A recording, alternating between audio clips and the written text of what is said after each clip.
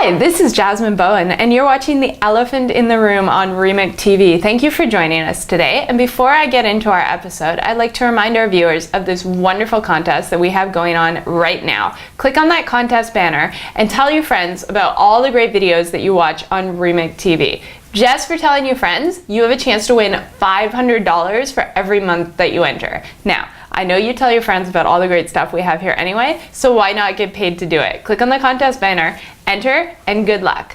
Now, today on The Elephant in the Room, we have a great story. We hear a lot in the media about teen moms, especially on MTV and Much Music these days, these train wreck teen moms, but I have a story of a teen mom who has gone down the right path, taking charge of her life, and been a great success. Welcome, Nalish. Thank you, Jasmine. So why don't you tell me a little bit about your story? At the age of 17, I got pregnant with my son, and at that time I was in grade 10 in high school. I remember a lot of people telling me that my life would be over, that I was going to be a teenage mom, that nothing was going to come out of my life as a result of that. Was encouraged to have an abortion. Certain people would tell me to have an abortion and all of that. That's a decision that I had to make on my own. I can actually remember when I was in the cafeteria at my school, and there was a poem that was going around at that time, and the person who wrote this poem wrote it in a way that it was the child that had been aborted speaking to the mother. Okay. Right? And in the poem, I remember specifically, this child was saying that it's okay, I understand why you made that decision. You were young, you were in school, I don't blame you, I don't hate you. It's just that I'll never get to make you breakfast in bed, I'll never get to, come to meet you at work, all these different things. So it's a really powerful poem. Really powerful. And I can remember at that time just breaking down and crying. I went into the washroom and I started crying. I was just like, no, for me, I'm definitely going to carry this child to term. And I did. I had my son at 17, and I left the high school that I was at that time and went to another school called Rosalie Hall, where I had my son and finished high school on time, graduated and went straight to college. Wow. Yeah. So you weren't delayed at all, you really pushed through. I did. Now, this was some years ago. That's right. I imagine. Do you think it's easier for teen moms today with society being a little more accepting, or do you think they have just as hard of journey?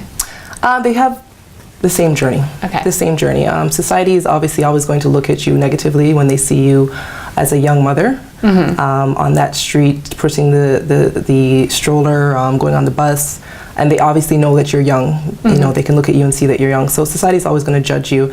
But as a mother, whether you have support from your parents or you don't, there's a lot of support in the community in different areas, such like Rosalie Hall for me was one of the support. Right.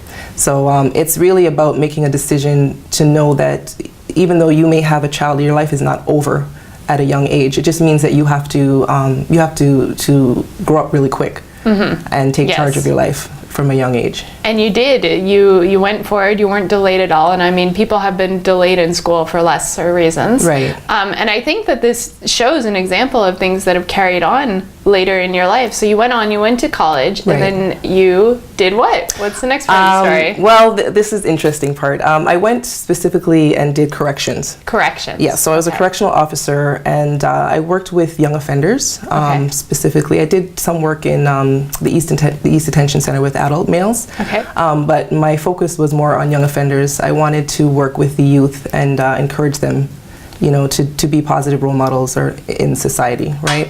One of the things that I always remember about working with them was I would run different life skills classes. Okay. And working with the young guys, one of the things they always used to ask me about was money and how money worked. Well, everyone has that question. I think young or old, no matter what your situation, money, money, money. Right. So for me at that time, I really didn't have the answers for those guys. I didn't. Okay. But I remember one time I was speaking with one of the young guys, and they had said to me, Miss, with all due respect, I don't see the point in going to school and getting a job and working 2 or 3 jobs and can't pay my bills. Right? They're reflecting on their own parents' experience, right? Right. And for me, they were like, you know what, I don't see the point in that, so I'm not going to do that. I prefer to go out and hustle and make money in different ways.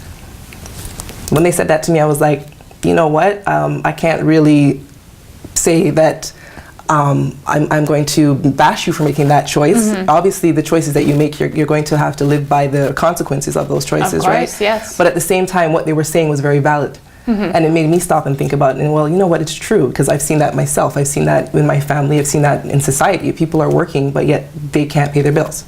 Right. Something's not going right somewhere. That's right. Right? Yes. So that kind of planted a seed in me. And I kind of veered off from corrections and went into financial services. Okay. Yeah. So that's how that got started. That's where that seed was planted for me, yeah. Now, what are you doing in financial services? I'm a credit specialist. Okay. Yeah. At Forvan Financial Firm, which is the company that I started. That you started? Yeah. How long ago did you start that? I started it last year. Last year? Yeah. So it's just getting its legs and it's up and running. Tell me a little bit more about the company. Was it inspired? I guess it was inspired by what these young men were telling you. It was inspired from that seed that was planted. Okay. And at the same time, I worked in various fields in the financial services as a mortgage professional, as a financial advisor. I've dabbled in different areas in financial services and came to the conclusion that as much as I can educate somebody about, having the right life insurance or, education plans and all these different things that I had acquired knowledge in, I found that there was still something missing. And the biggest thing that kept coming to me from a lot of my clients was their credit. Right? You apply for a mortgage, your credit is not good. You apply for a car loan, because I also was a credit manager in dealing with a lot of dealerships in Ontario. And credit was always an issue. And a lot of people would come to me and ask me questions about their credit, and I would explain certain things, and they would be saying to me, well, why isn't nobody told me this? How come nobody told me this, right?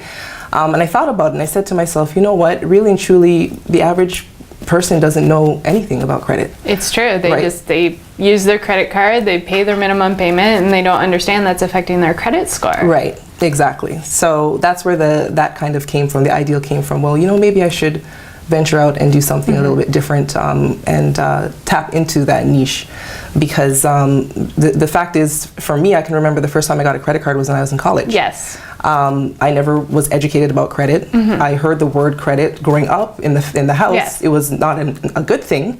Yes. But it was something that I didn't know anything about in college as well. So what do you think about, I've seen all these people in university, they have the forms and they're giving you a free backpack or a free binder or something to sign up for a student MasterCard or a student visa. What do you think about them just luring in students like that?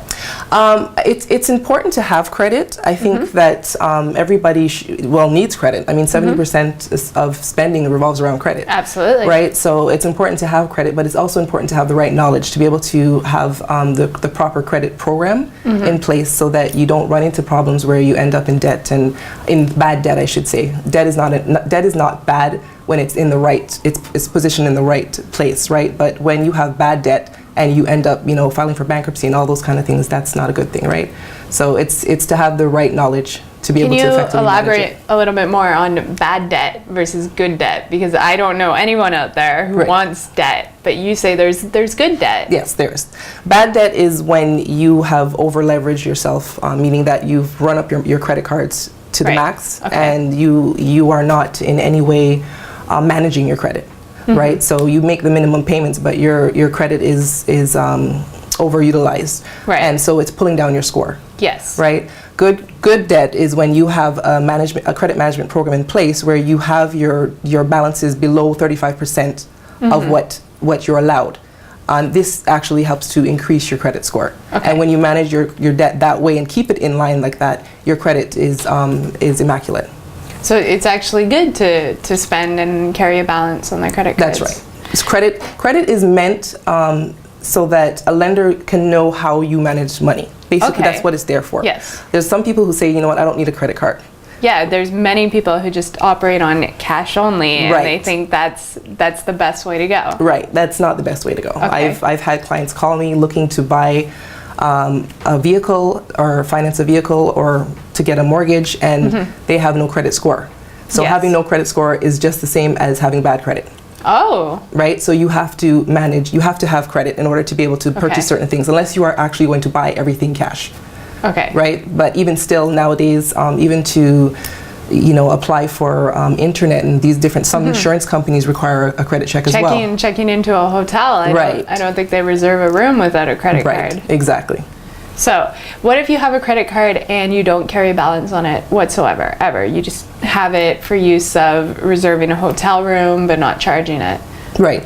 Not carrying a balance is kind of the same. You still need to be able to use that credit, because if you don't carry a balance, they'll eventually cancel or close out the account. Right, so you need to use the card. And that will look bad on your credit score to have them cancel it. All right, well, we will be right back with Nalish. We're talking about financial credit, how to manage your credit score, and her story is especially inspiring because she's a teen mom that is not like those teen moms you see in the media today. She has risen up, been very successful, started her own business, and now she's out there helping others. So we'll be right back. You're watching The Elephant in the Room, and I'm Jasmine Bowen.